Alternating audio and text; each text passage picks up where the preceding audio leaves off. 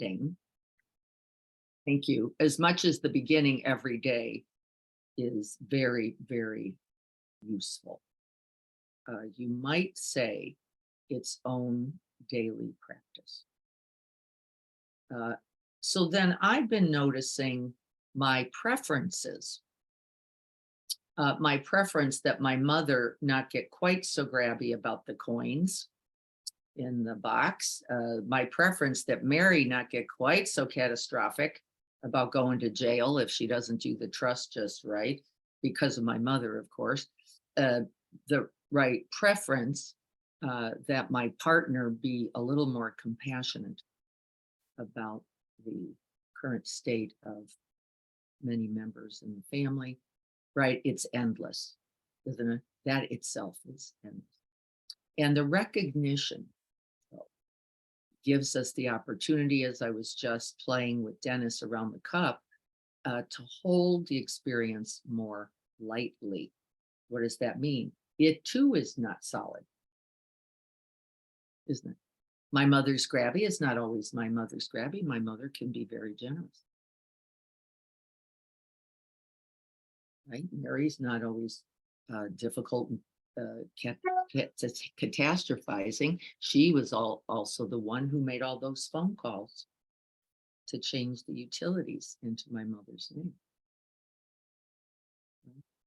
And so if we look right view, the first of the noble principles, we see not only the death of something, but what? What else do we see? Suffering and birth, or we could say rebirth. This is where the practice and the realities of reincarnation are well played out. Whatever your thoughts about bodies and minds and what happens at this actual physical time of death, the reality that from suffering will come, from craving and ignorance will come suffering, and from suffering will come continuation and rebirth, and you will see it in your own mind. You don't have to wait for lifetimes. You will see the quality in your own mind. In its recognition, then, we know the beauty of liberation. I can lighten up just a little and go, wait a minute, that's not all true. Even if it's momentarily arising, it is not the essence of the person. It is not their essence. It is not their essence. It is not their essence. I don't know how many times we have to say that to ourselves. It is not their essence. Their unskillfulness is not their essence. Their lack of compassion is not their essence. Their habits, their alcoholism, their overeating, their continuing restlessness is not. Their fear is not their essence. And so this is where birth and death can begin. We can go, no, it's not always so. It is not always so. And we can know this then about ourselves, right? Even in my moment of cruelty, even in my moment of judgment, even in my moment of rage, in my moment of greed, in my moment, is this my essence? No, because the minute I recognize it, poof, poof, it cannot play in the same way. Even when I stay a little gripped, a little frozen, and a little thinking he might be a dope. Poof, not quite so. So we get the idea. We're going to look at the chapter a little bit. We're going to practice once again resting then in the Bardo space. Where is that? Open space everywhere, or the space between the objects. They're all valuable. So for some people, just open space can't work because I can't find a perch. I have nowhere to rest the mind, so I get all twisted up. That's just really as okay. You can then do the space between the breaths. And so we'll practice like that, see how we do, and then we'll look at the chapter. Let me just make sure I don't have any essential questions here before we go on. Everybody's getting the idea, I know. We're going to stay on this for a while because we're going to be moving into Pema's book in September called How We Live is How We Die. Libby said she couldn't find the book on Amazon. So we may have to go to Shambhala. I thought I ordered it there. I did on Amazon. You did on Amazon. I know I got the audio book there, but I believed the book was there, and I know I got the hardcover. So we're going to have to go back and look because I guess it got a little bit hidden. But anyway, if you don't have it, I'll put a link. Yeah. So thankful for our practice and our activities in our community. Yeah, aren't we all? I am also very, very grateful. Tanya, thank you. I didn't receive the chapter. Joyce and Rick, gosh, I think I sent it to you both. So I will look at that again. The book is available on Amazon. It's $22.45 for the hardcover. $22.45. Is it the hardcover? Yep. I'm not sure they have the paperback out yet. They do. Oh, they do. Well, no, it's not printed yet. Not no. Okay. You can do preprint. When Harry, is that going to be available? November? Not until October 3rd. Yeah, because that's when she, yeah. Okay. Okay, so hard copies, that's all right. One is, I think these are precious teachings, A, and B, I have actually had a couple hard copies signed by Sharon Salzberg of her books. And I felt better when I brought her the hard copy. Like, see, I really did buy the right book, the original. And so this is the good news. Everybody look around, stretch your neck for just a second. We're going to do a little resting. I'm going to take a sip of my tea.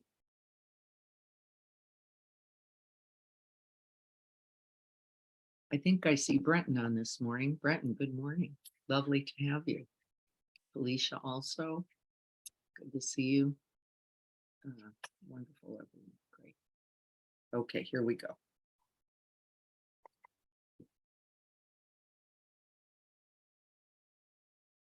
So finding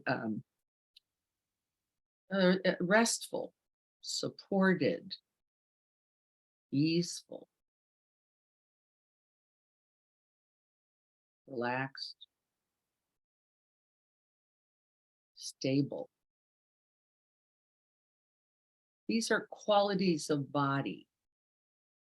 And we begin here, just in the body.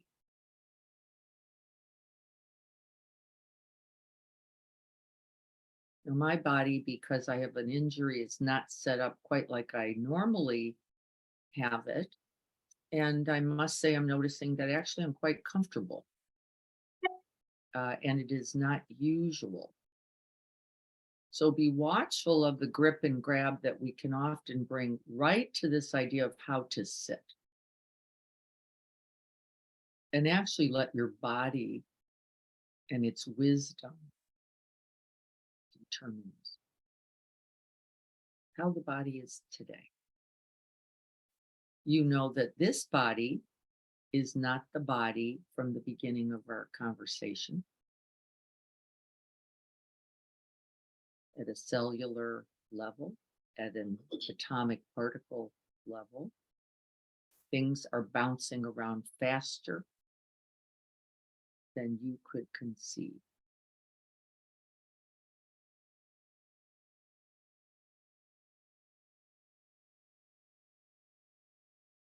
And in the time of one breath, one in breath and one out breath, there is several people dying. And Andrew Holacek in his chapter, I think, got it down to about this. On the planet, someone is dying with each click.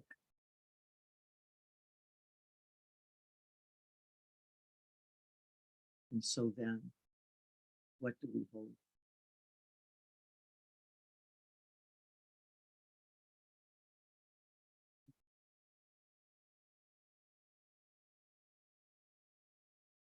Let's see if we can make sure it's not the breath. May we offer this practice to all beings everywhere without exception, omitting none, awakening us and freeing us all.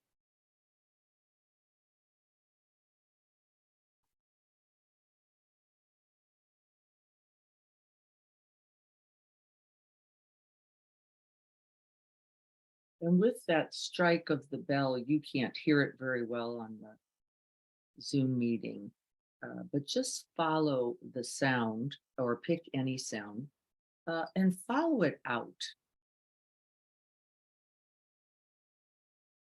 into open space.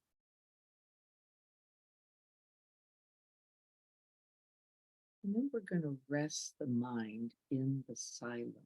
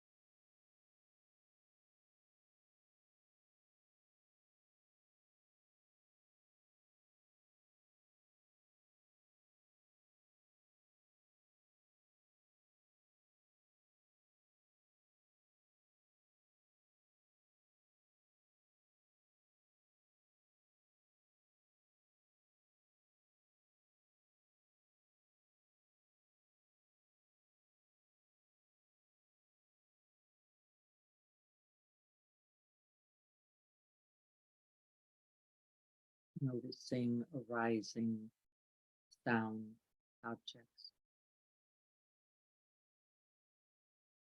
and their passing.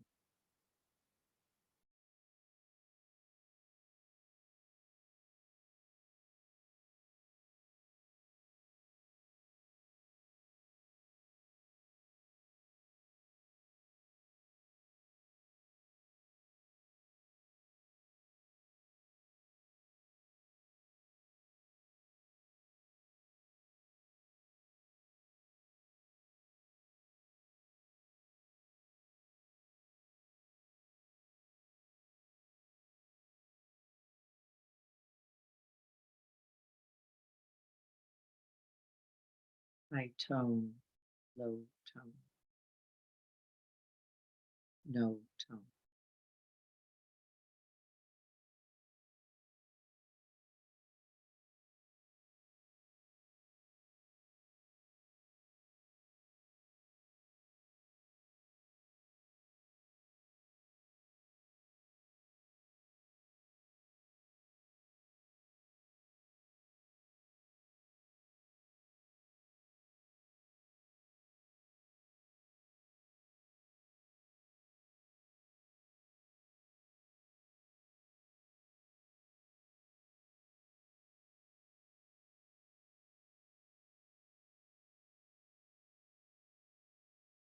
Bird sound,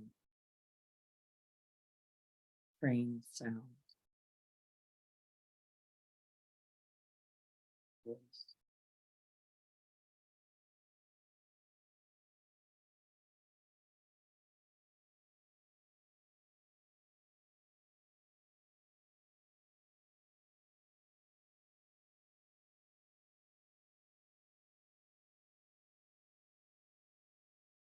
Watching the mind's habit of gripping an object. This is the essential human craving. Give me something.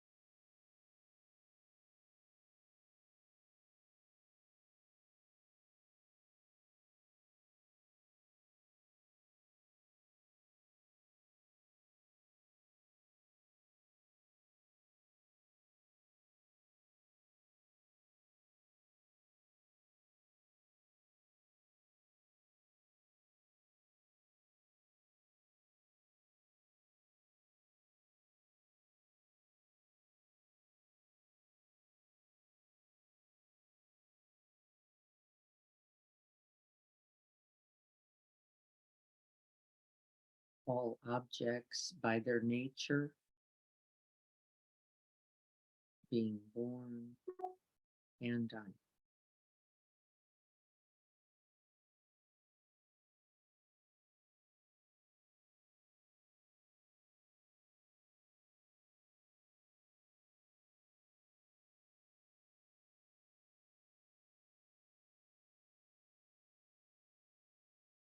Placing, resting the light of awareness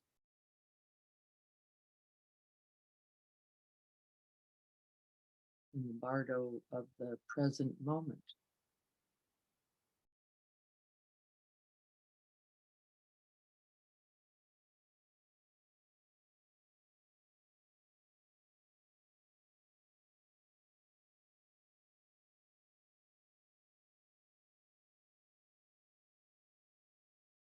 Between this and that,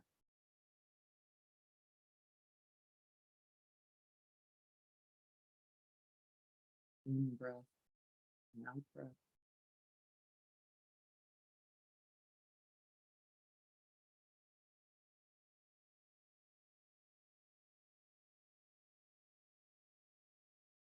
This thought and that one.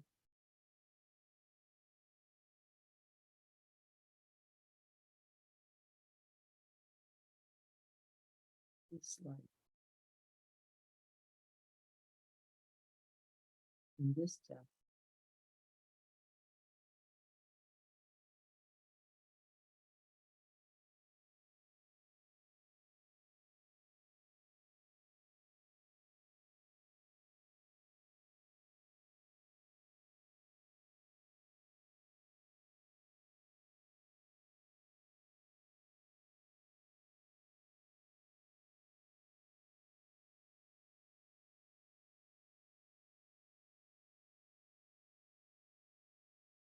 And if the mind is restless and continues to seek and crave to objects, you can rest the attention lightly in the arising and passing breath.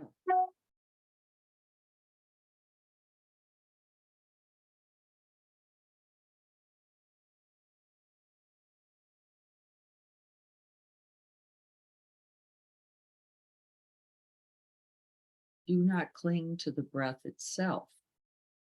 It is insubstantial, unreliable, ever changing.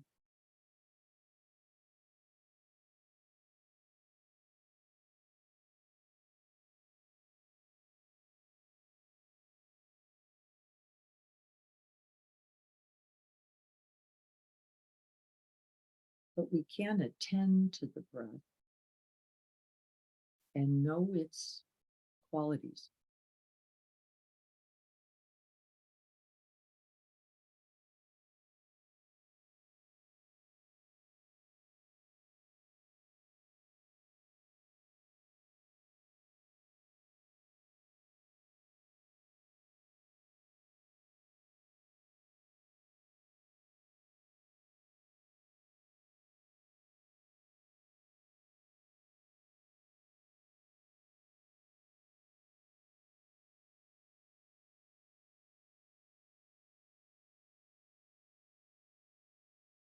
And we begin simply without concepts or confusions. We don't analyze. We're just seeing if we can recognize the experience, the sensations of the in breath as the in breath.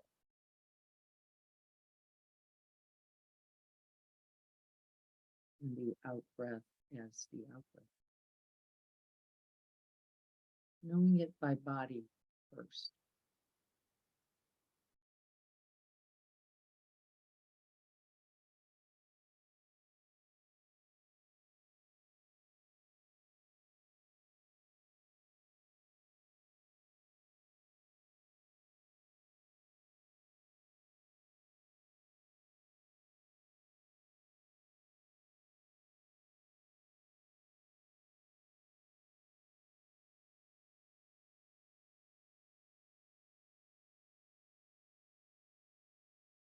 If you're really paying close attention here, you will begin to notice certain qualities of mind that accompany each aspect of the breath.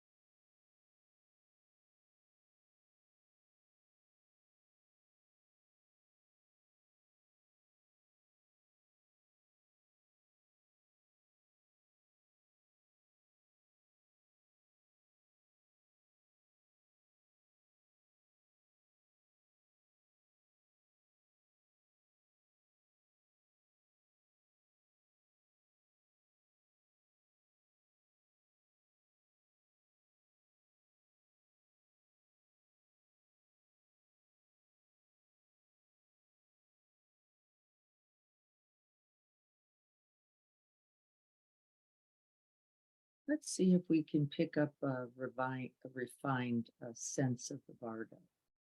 So there is the object itself, we'll call that the breath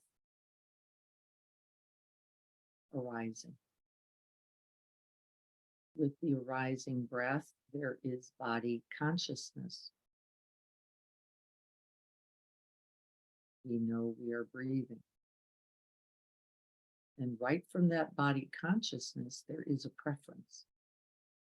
There is a opinion. There is a pleasant or unpleasant, sometimes called Vedana, that happens almost simultaneously. We like things or we don't. We want things or we don't. And that's actually happening every breath.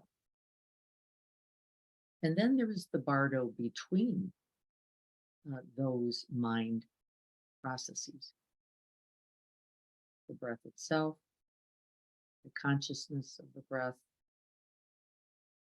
and then Vedana, pleasant, unpleasant, or neutral, happening every breath. See if you can notice. With an in-breath might come exhilaration, inspiration, energy, maybe anxiety, dread, fear, all possible.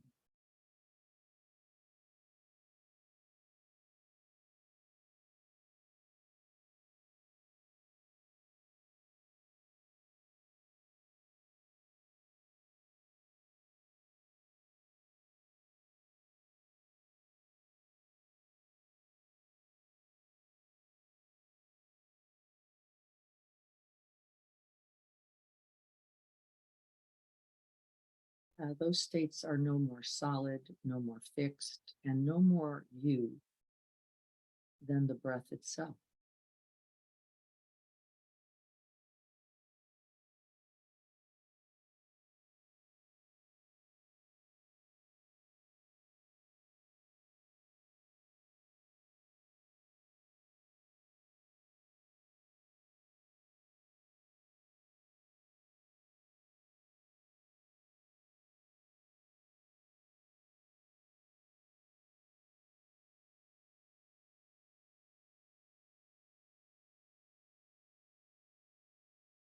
The pleasant, unpleasant, and neutral are also not solid, not fixed, and not constant.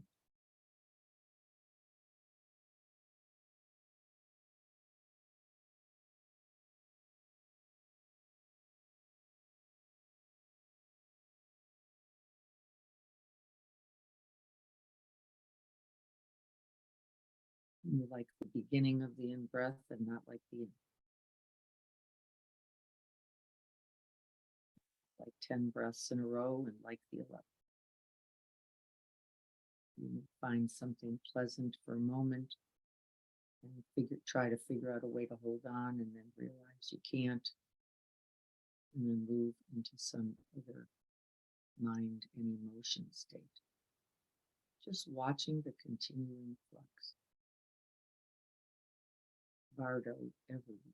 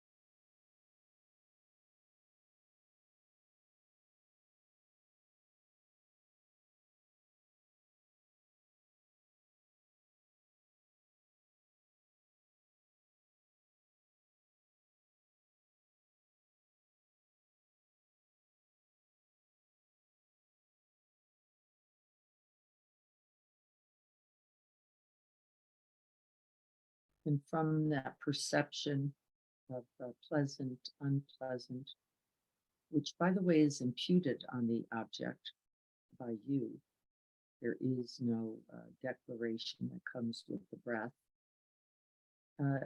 Frequently, we move right from that Vedana, that pleasant, unpleasant, and neutral, to the perception of something being good, bad, or neutral. Pleasant breath is a good breath, and unpleasant contact is a bad. The neutral we mostly ignore.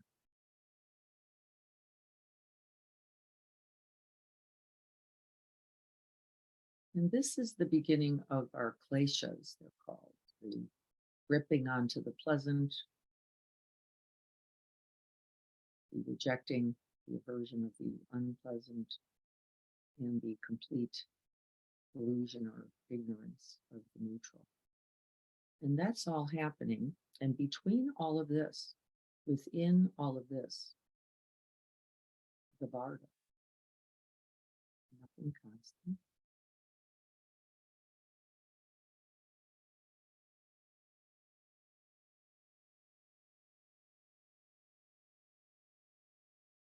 Nothing that's yours.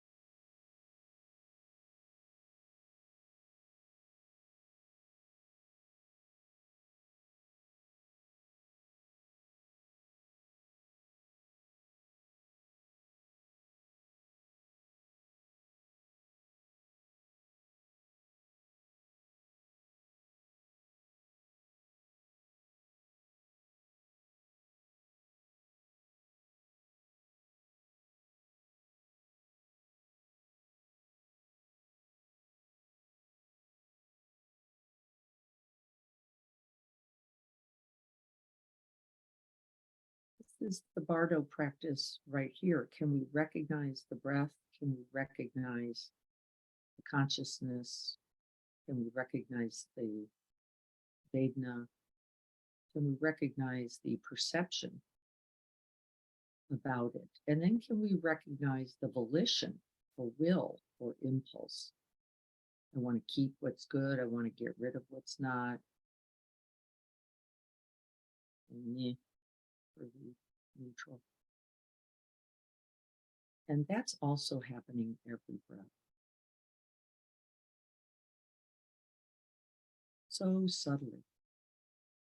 you may not even perceive it, but it is happening. And that's when we go, oh, I like this. This is good. This is pleasant. I could do this all day.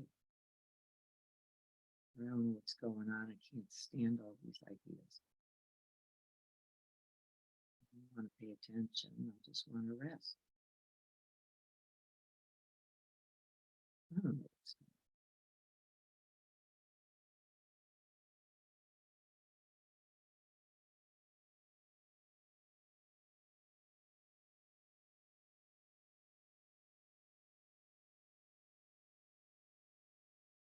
on. And without recognition,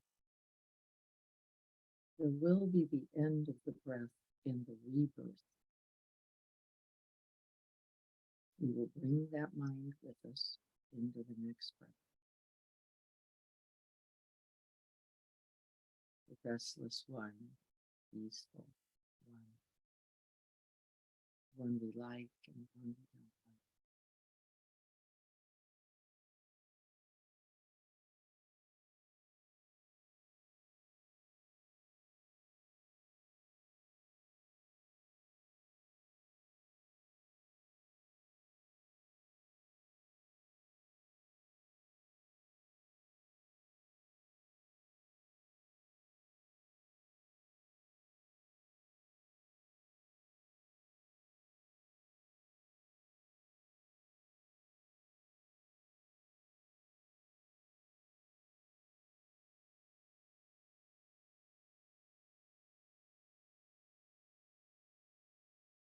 And where do we then rest? We rest in the truth in the Dharma. The truth that everything is in its process, in its arising and passing.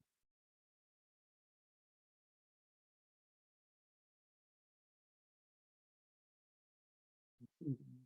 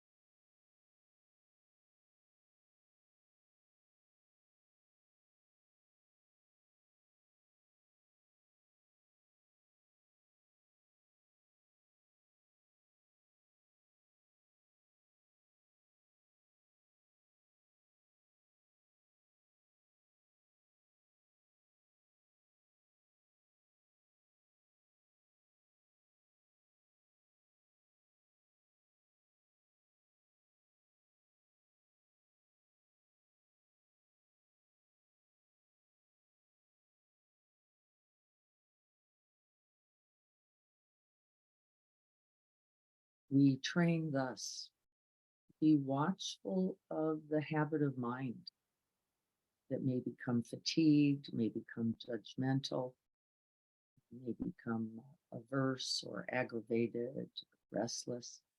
This is habit mind, not wanting the work, not wanting what's arising. And this too rests in the Bardo, appearing and disappearing.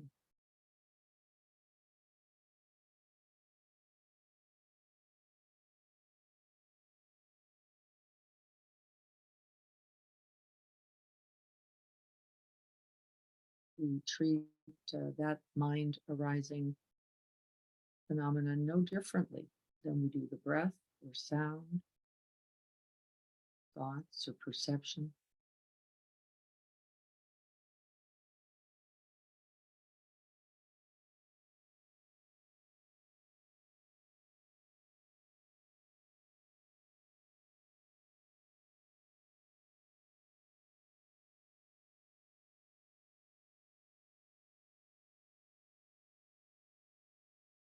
And then you begin to see, if you can stay in attention with awareness for a time, that there is no solid you anywhere.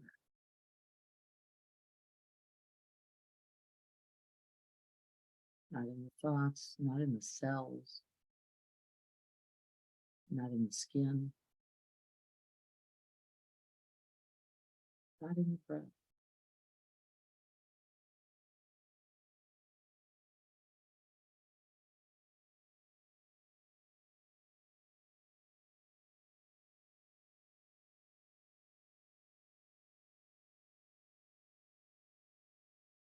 And then the Zen koan comes to mind.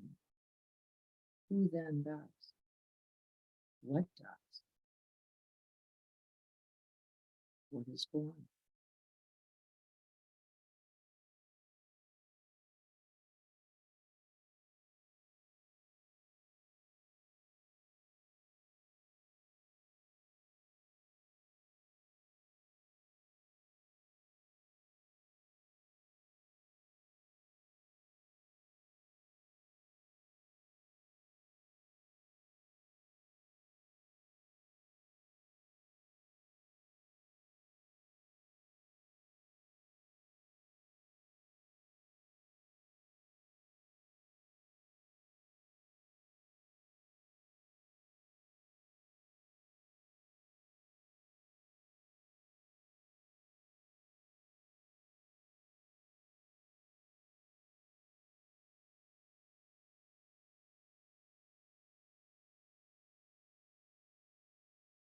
And in that recognition, we smile.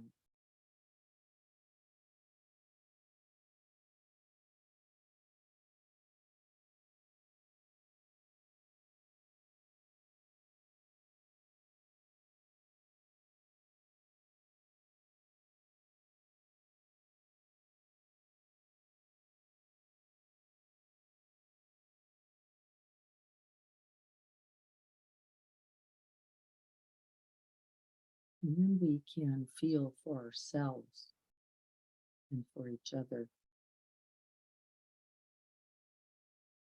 in our clinging and in our aversion, our identifying, fixating, our wanting and our not. We smile.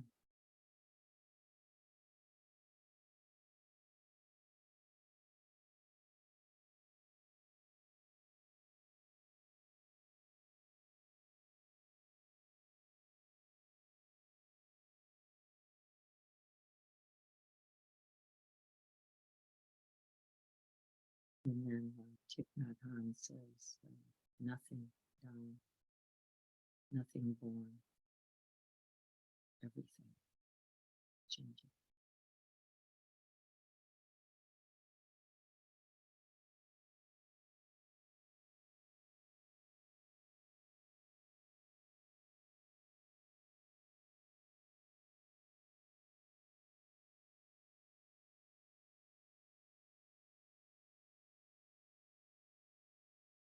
And we are free.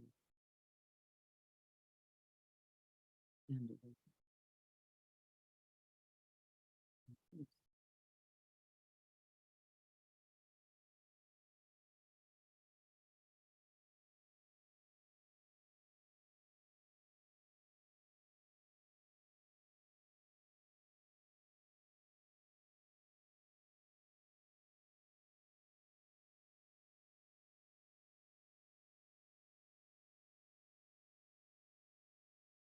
May all beings be happy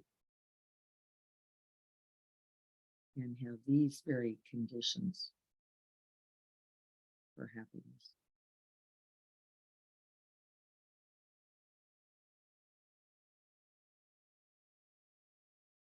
May all beings then be free from suffering and the causes of suffering.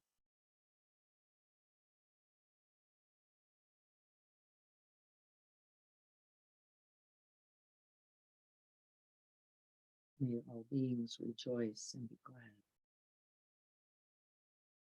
at this opportunity for practice, to hear the teachings, to practice together.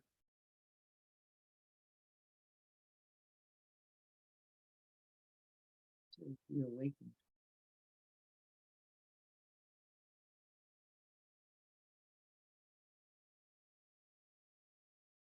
May we persevere and continue in the practice, bringing this calm, this wisdom, this compassion and equanimity into the world.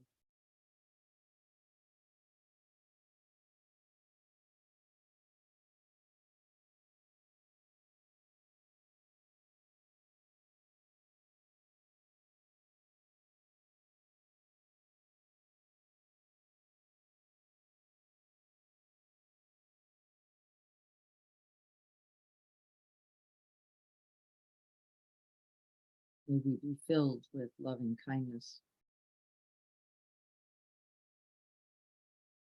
and may we be well.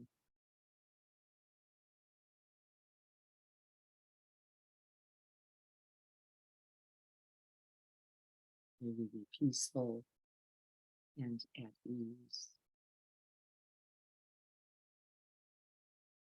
And may we all be happy. Truly.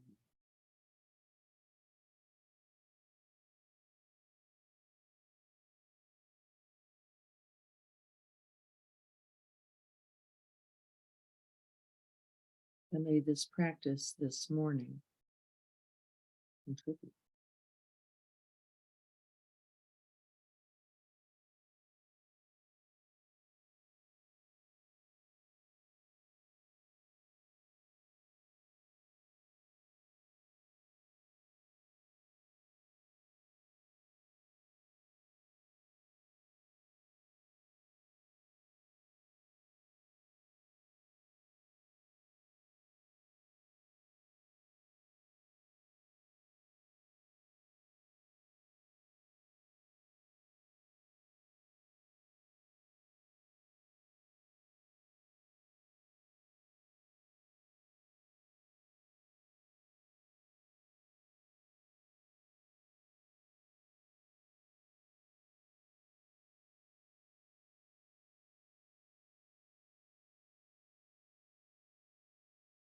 So I'm going to just take a little temperature read there. Very different practice of the Bardo, isn't it? That sort of internal. The Bardo between all mind, between all mind states, between all perception, all volition, and all dharmas. And also then the Bardos between all the grip, all the tightening, all the release, all the coming back, all the letting go again, all the waking up again, right? Also continues. And so then that question, where do you rest? if you really know it, and you know it by experience, where do you rest?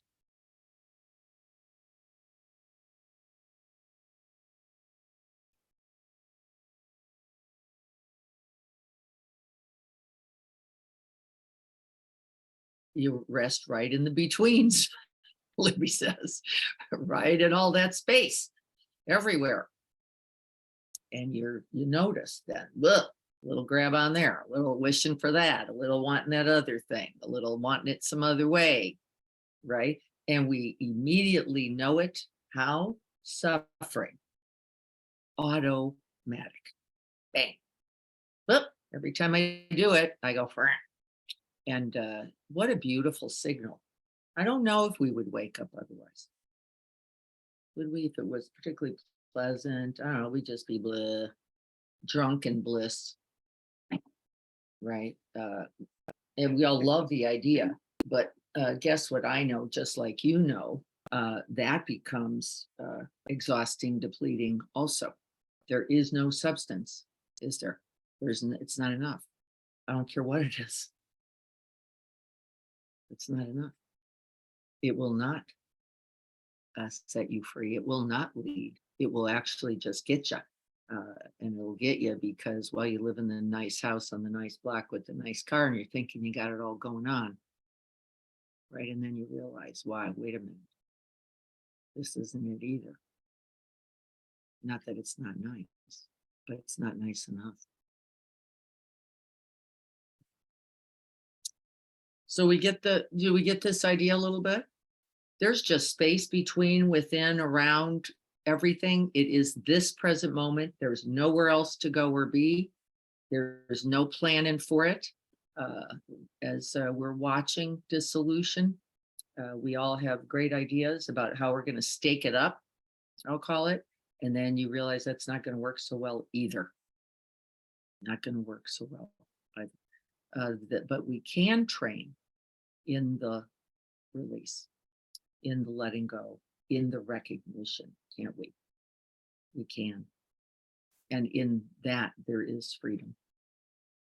There is freedom. I was noticing for myself, using my example from our family circumstance, I was noticing the thought, if they could only get it together,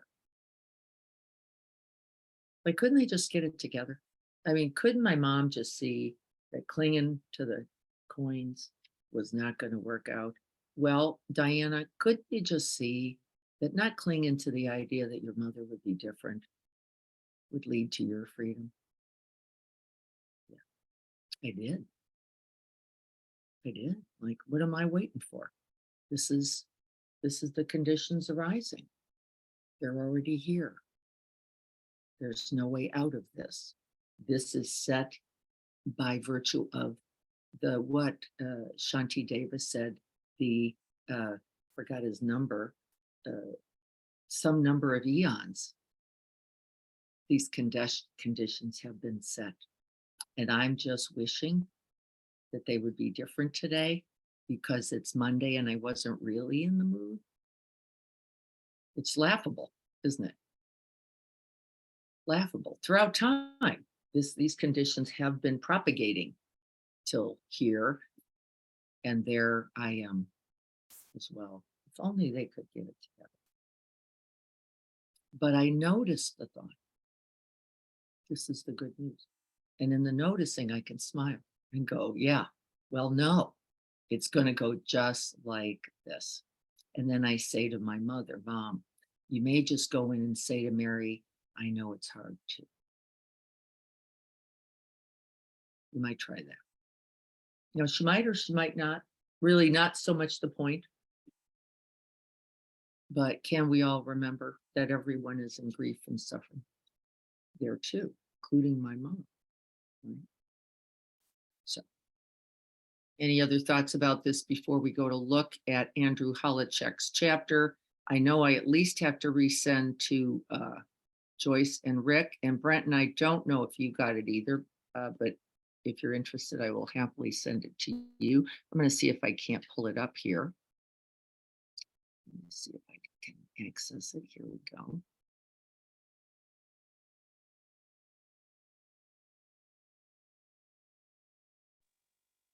Diana, I wanted to thank you and our community for everything and this weekend and this practice that we're journeying on because it really brought back some stuff around my sister and her passing and things like that. Not that it ever goes away or That's wanting right. it Well, to be changes, different. right? Yeah. Yeah, yeah. It doesn't ever go away. And I just see how the pain of my mom, of course, no parent wants to see their children pass before them or anything like that, and vice versa. But That's and right. I've always kept it, like I know how much pain, or I can only imagine how much pain that my parents are going through in that process. And looking at my own perspective or my thoughts during that time, and like looking at myself, and I didn't feel I was being selfish in the things I was wanting to share and quiet, trying to be quiet, but then also trying to like be helpful, and how it was taken or construed, and then the backlash of that. And it's just a nice reminder. I mean, I don't know if that's the word I want to use, but that's what I'll use. Yeah, I think reminder is probably a pretty good word. Yeah. Then we wake up, don't we? Yeah. And it's like, yeah, we don't live, I mean, our souls will live forever, whatever people believe in or anything like that. But just the beauty of being here and all the other things that our souls get to experience in this time frame, and really putting in perspective how much, you know, at least for myself, that I take advantage of, that I just unknowingly just do. And then I realize, like, oh my gosh, like, what are you doing? You Yeah, know, what suffering are you causing? And yeah. yes, mostly to you, Hmm. right? Mostly to you. Like, can't they see me as a helping, loving daughter? Not necessarily. Hmm. And who needs that? Yeah, and I just have to like go about my way, and it's not like it doesn't hurt my feelings, but I get it. It's yeah, it was just kind of like everything else sinking in, and again, it's just that selfishness of myself, not like just being oblivious at a moment and Yeah, not thinking that I we all am. want to contribute, right? And we want to either we want acknowledgement for the contribution, or we want others to see us in the goodness that we are working so hard to be. And I have a lot of evidence that that does not occur. Nope, nope, A nope, lot of nope. evidence. Not because it isn't true, though, or, right, but because one's own suffering and one's own pain does not allow for the eye of goodness. Not because it isn't there, but because anyone in their own grip, in their own pain, in their own suffering, in their own grief, in their own the meanness of it, cannot see another actually at all. So it's like you're invisible because suffering does not allow for an open heart or an open mind enough to see, well, anything but your own experience, which is what's happening in my family. It happens in all of our families, right? My pain contracts me, shuts my eye, shuts my open heart, shuts my mind consciousness down. And I don't see anything but trouble or problem or enemies or, right? It's not because it's true. It's because I got the lens of clinging, the lens of wanting, the lens of wanting it a certain way, uh, and then perceptions, which is why laying our identities in the hands of another's perception is like locking yourself in a prison, says the Buddha, and giving the other the key. Locking yourself in the prison cell and giving the other the key, isn't it? And so then we suffer too. Because if I need you to see my goodness in order to know my goodness, uh-oh, uh-oh, uh-oh. I'm just figuring this out after a long, long time, probably longer than I know. Just going, wait a minute, because somebody likes it or somebody doesn't like it, isn't really the evidence for the truth of it. And it gets to be that. I would prefer this. Okay. Right? You can't change that either.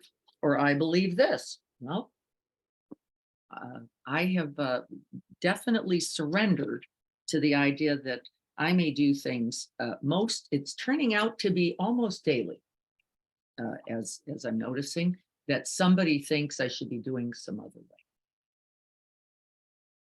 And by the way, I don't mind looking. I don't think that's so bad because, right, learning there, impact there. What is the impact to others? Is that because of something I could do differently, or is that because of something they might need to do differently? And can I be open to all of that? Can I be open to the possibility that maybe my ideas, and Tanya, I'll stay with your example about helping, aren't helping at all.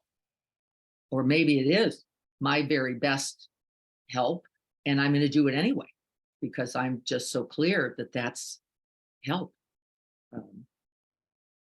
Right? And that's continuous also. So what might be helpful in one moment, what do we know? Not so helpful this one, just the next one. Just the very next one, not so helpful. Isn't it amazing? This is the death principle. The death principle says, no, you cannot paste on a concept. You cannot paste on a solution. You cannot paste on an identity. You cannot paste on a perception and then go to sleep, thinking the next moment, all like that. Nope. It requires more, doesn't it? We have to wake up again because the death principle wins. It's all there and gone. And then there and gone. And so when I'm talking and I think it's good, well, not now, not this moment, and not this breath. And we're all learning, aren't we? We're all learning. So let's look at the chapter for just a few moments. This death principle workbook is by Andrew Holacek. He did an entire series that we looked at once called Living and Dying, Navigating the Bardos. He's an exquisite teacher. He says the Bardos apply to everything. They apply just as much to how we live as to how we die. Well, we just talked about it. You can study these teachings to learn how to work with transitions, end of a relationship, the end of a job, a move, a transition, anything that terminates or is born, because they go together. Anything that is impermanent abides by these Bardo principles or tenets. And what is the exception? Nothing. There is no exception. Consciousness, right? People say consciousness is permanent. No, it isn't. It arises in the moment with the objects that are in there arising. It is not permanent. It is not fixed. And we even do that, don't we? We go, my consciousness is permanent. No, it's also constant flux and change based on the objects and the perceptions and all those things. But we like the idea. We can rest there. These teachings literally bring light into the nature of mind and heart. They eliminate fear by illuminating it with wisdom. I don't think first. No, I don't. I don't think it's first. I think we fear first, and then we recognize the fear and the gripping. And then from that continued practice, I think we are freed. That's also true, but not like we all unbound now, not so much. Here's a few thoughts. He says it takes courage to explore the consequences, the reality, I would say, of impermanence and our own mortality. We can radically transform our relationship to death and so live with greater ease and happiness by these very trainings, right? By these very trainings. It will also benefit those near to you, because then when we are not in the grip, we do not demand solid, stable, permanent in others, and do not mistake it in them, right? Even when they're being dopes, as I like to say. And the one who I try to be most aware of being a dope is sitting right here. Yeah, not Libby. I didn't mean her. She went, hey. If you look closely, you'll discover the Bardo-like nature of reality at a physical level, psychological level, spiritual level, atomic level, cellular level. There's no place then where you can rest. If you're looking for constant, stable, and permanent. The death principle is a principle of impermanence, of transitions, of endings, of cessations, of terminations, and I will add of birth, of beginnings, of the new, of the fresh, right? They go together. There is not just one side to life or the breath itself. They all are in the constant unfolding. The benefits of contemplating death, they are, according to the Buddha, the supreme contemplation. The Buddha said this: of all footprints, the footprint of the elephant is the deepest and most supreme. Of all contemplations, the contemplations of impermanence and death are the deepest and most supreme. Oh, is that why she keeps talking about this? Because I was getting a little worried. Like, are we just going to keep talking about death? Yeah, it's a part of everything. That's why it's a part of everything. Because we appreciate life more as we recognize its impermanence, don't we? You go, hold that cup, cracked or not, because, right, it is also temporary and impermanent. We can more fully live recognizing that nothing is solid, no matter how difficult. Also, it is only difficult this moment. It doesn't mean it isn't. I'm not saying that. It is what it is, but the next moment also holds possibility. And that we know for sure will include the ever-present reality of change. And they gave an example of the very teacup, I think, that Ajahn Chah, who is Jack Kornfield's teacher, about the, I see the cup already as broken. Letting go on our own terms. Contemplating impermanence and death hurls us onto the spiritual and meditative path. Hurls us, nice word. I like the word, it's very applicable. Hurl, throws us, really. The spiritual path is a kind of death in slow motion.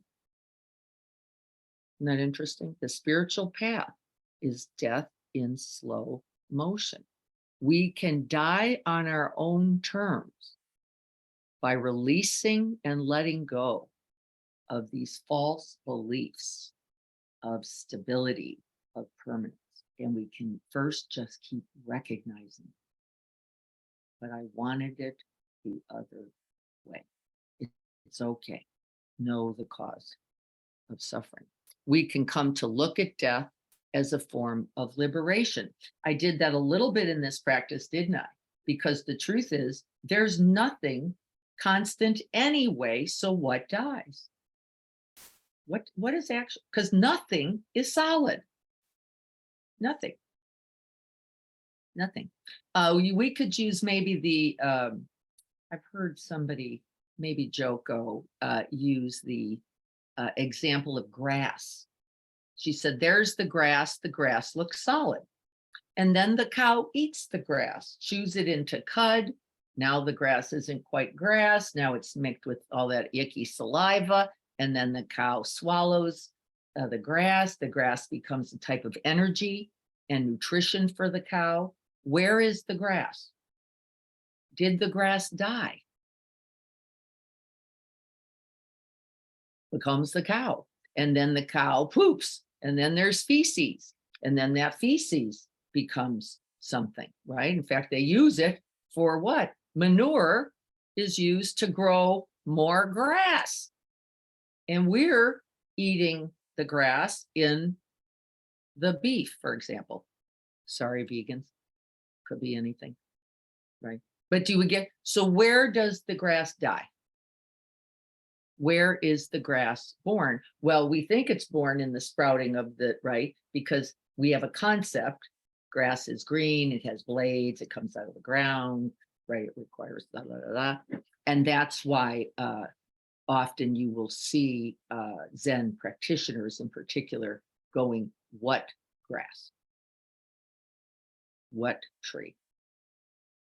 And as Thich Nhat Hanh from that Zen tradition, you are that grass. You are that tree. And everybody would go, I don't get it, because that looks like it's over there and I'm over here. No, in fact, we are all that intraconnection ever in birth and death process. It's a complete path. If you practice just one thing, it says this is the thing, this would be the one. A refined understanding of life as well as death, and will make life more joyful and easier for you, instead of this idea that there's this boom moment where somehow it all changes. If you understand this at the subtle and gross levels, there will be less suffering. There will be less suffering. And perspective. We can spare ourselves a lot of hardship by realizing just how small our seemingly big problems are. I love that statement. If you bring the shadow side of reality into light, it has a marvelous capacity to be our greatest teacher. And then I'll read this. In light of death, our mundane desires are seen for what they are. If our desires for wealth, luxury, good food, praise, reputation, affection, acceptance, right, good opinion by other people are worth nothing in the face of death, then that is precisely their ultimate value now. All those opinions will not help you at the time of death. They will not serve you. Healthy fear and motivation. It's good to reflect on the reality of death so that we can then decide how to live. Right? Where are we going to put the priority, given that this is impermanent, that there is nothing to keep? Where then do we invest our energies? And the teachings say, you may not want to invest it in the maintenance of the things as much as in general care. General care, the care of beings, and then the things becoming a part of it, right? I take care of my house so that we can live here and be safe and well. That's the, and then in the end, we have a transformed relationship with death itself. And for me, that equals a certain kind of fearlessness that I notice is growing and not always present. Not always present and is growing more. Here's some reflections for this week, and you'll have this too. How do you relate to the prospect of your own death? Do you live in full view of it? Perhaps you ignore it to a greater or lesser extent. Maybe you dwell on death or want to accomplish things before time runs out. If so, what is it that you pursue and why? Don't judge yourself for feeling the way you do. It is important, though, to look at it and to recognize what in your life would be hardest to leave behind. What is it? And recognize that in some way you are already losing it every breath. It's not the same. But we have this idea, right? At death, then it's not here. Then the love's not here, or the person's not here, or the right. No, it was actually always in continuous birth and death, not more or less so, except by the right perception. What is the connection between impermanence and death? That's an interesting one. Andrew suggests that the Bardo teachings can transform our relationship with all of life. We can see the benefit, not just knowing something about death. And our Western culture has a tendency to sweep death under the rug. What would change if our culture moved towards a wider and deeper acceptance of death? I'm not as worried about the culture right now as much as you. What if you opened to the complete truth of the dissolution and reappearance over and over of everything? You would suffer less. You would suffer less. So I'm going to leave it there. Let's check the chat just to see if there's anything else. Okay, Joyce, I'm going to send that to you. Brenton, you got it. Great. Dennis says, I just met a Dutchman who started building a mini sailboat. Oh, very lovely. He put his heart and soul into the beautiful boat. Yep. They lived in Maryland. They both had limes. Yeah.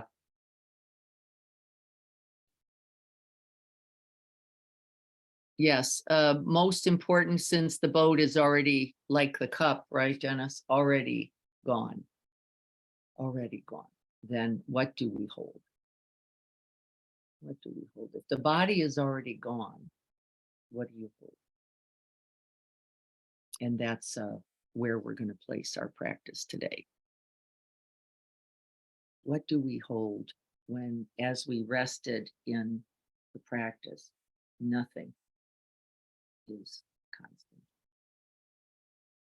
All right, folks, I will send this out to those who didn't get it. I'm glad most of you did. We're going to continue on this topic through August, because in September we'll start with Pema's book. It will make a lot more sense if we can touch on some of these early teachings now. We will be doing a dissolution of the garden on Saturday because now there are less tomatoes. The peaches have fallen off. They've rotted. Some of them are on the ground. The leaves are falling, right? Life in its continuous flow. And we'll use the garden itself because it's right there at that time. Also, noticing where there is new birth. Not just dying, even in its season. That's not all that's happening. So thank you, everyone. I know we have just 1 minute. If we could just sit together for one more moment. Gathering the attention, finding the way home, making contact with the body, and then the breath.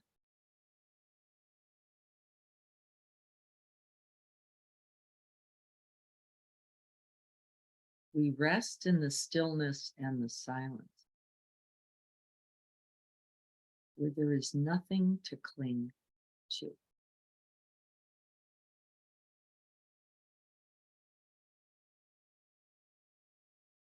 We establish a mind stable, calm, and completely, boundlessly open.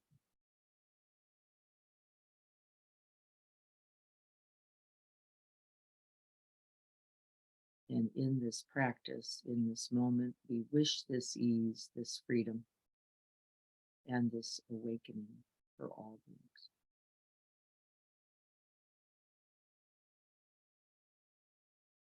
And we remember with gratitude and deep, deep love how fortunate we are.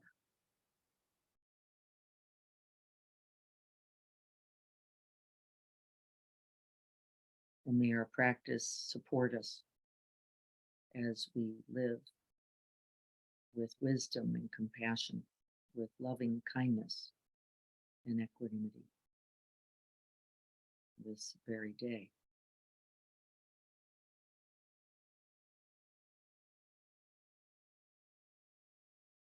So be it.